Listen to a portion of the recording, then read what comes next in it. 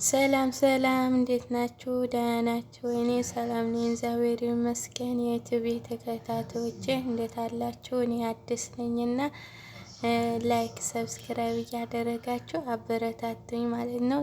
ዛሬ ደግሞ ሩታዬ ማለት ነው በጣም ነው ያሳዘነች፣ በጣም ነው የምታሳዝነው እና እግዚአብሔር አምላክ እመቤቴ ተጠብቃት፣ ከክፉ ነገር ሁሉ ትሰውራት። እግዚአብሔር አምላክ በሰላም ተገላግላ ለማቀፍ ያብቃት። የኔ ቆንጆ የኔ ጀግና ሩታዬ እና አይዞሽ አይዞሽ፣ ብርች ሴት ነሽ፣ ጠንካራ ነሽ ሩታዬ የኔ ጀግና። እና በጣም ነው ያሳዘነችኝ፣ እውነት ለመናገር በጣም ነው የምታሳዝነው። ለምንድን ነው ግን አብርሃም ይቅርታ ብሎ? ማንም ሰው እኮ ሲያገባ እናቱና አባቱ መጽሐፍ ቅዱስ ራሱ እናቱና አባቱ ይተዋል፣ ከሚስቱ ጋራ ይተባበራል። ሴትም እንደዛው ነው።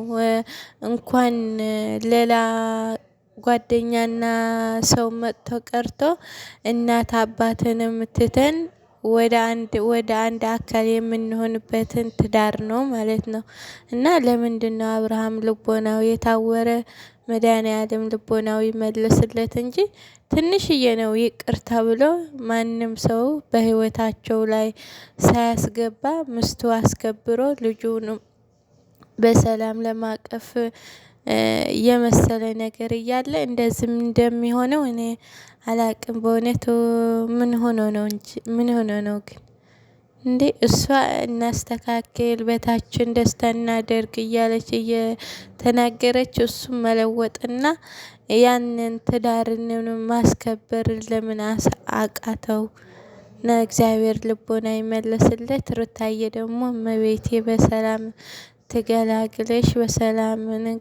ትገላግለሽ፣ በሰላም ለመውለድ ያብቃሽ። ከጀርባሽ ያለው ከፍትሽን ታሳቅፍሽ። የኔ ውድ የኔ ጀግና ሩታዬ የኔ ጠንበለል በጣም ነው የምወድሽ። እግዚአብሔር አምላክ አንቺን ይጠብቅሽ፣ ክፉ ሁሉ ያርቅልሽ።